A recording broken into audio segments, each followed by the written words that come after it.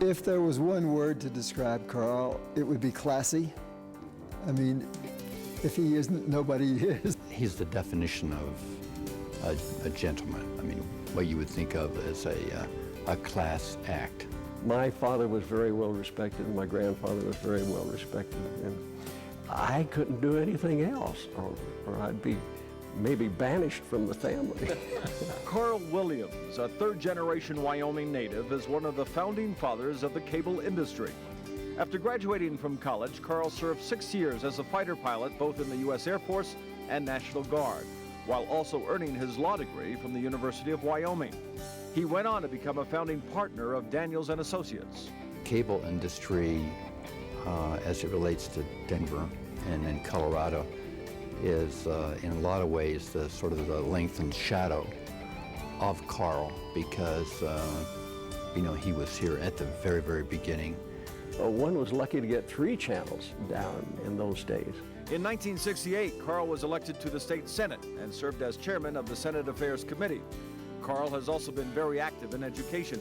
His philanthropic efforts at the University of Wyoming and at the University of Denver have been instrumental in advancing the discussion of ethics, something Carl feels very strongly about. Carl has stood for the right values. He not only can articulate them, he's lived them, and everybody knows it. Of course, helped us with the Williams Tower here, which has become a landmark in Denver, and it's the tallest point in Denver. He asked me to buy the bells. You know, I'd already bought the tower, and he came back to me and said, "Would you like to buy the bells?" And I said, "Sure." And he said, "Well, if you do, you know, you get to ride the bourbon bell up."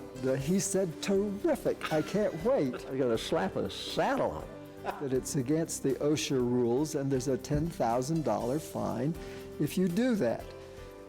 And I said, well, Carl has been so good to us, we'll just, if that's what he wants to do, we'll pay the $10,000 fine. And said, we've also learned if you do it deliberately, you go to jail. I was only kidding. I said, well, but that's part of the deal, Dan. That's part of the deal.